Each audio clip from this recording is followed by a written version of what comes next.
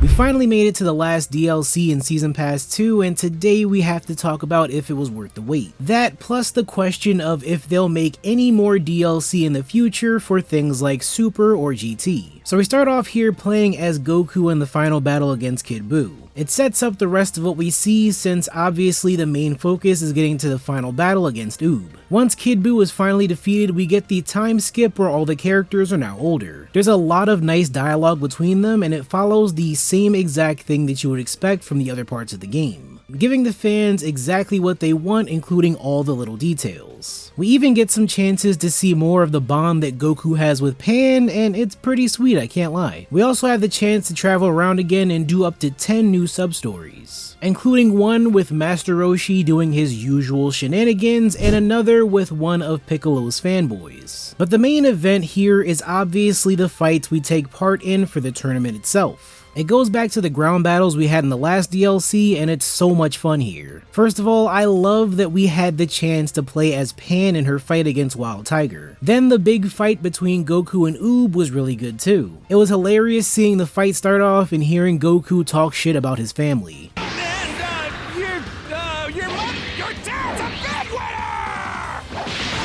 That's one of the highlight moments of this DLC, and I just couldn't help but laugh at it. But after the fight against Oob, that pretty much ends the main parts of the story here. This is probably one of the more disappointing parts of the DLC to me. See, I've noticed a pattern lately where these DLC have been getting shorter and shorter, and that's not too different here. It feels like there's a lot more talking than there are battles, and if you skip the sub-stories, you'll be missing out on a lot of the content. It took me about 2 hours before I saw the credits roll for the first time, and it felt way shorter than I expected. Now luckily there is some extra content after those credits, including some fights that are probably more important than Goku vs Oob, like having access to some memory fights so you can go back to fight old enemies like Frieza, Cell, Nappa, and Kid Buu. It's a nice little quality of life bonus that I'm sure the hardcore fans would love. But most importantly, the extra part of the DLC includes a fight between Goku and Vegeta, and it feels like the perfect send-off for the finale of the series. It calls back to some of their earlier fights and ends in a spectacular finish just like you'd expect. Overall, this was a nice way to end off the main story of DBZ. With this now being added, Kakarot feels like much more of a complete package with so many interesting stories brought to life with gorgeous visuals. So what about a potential Season Pass 3?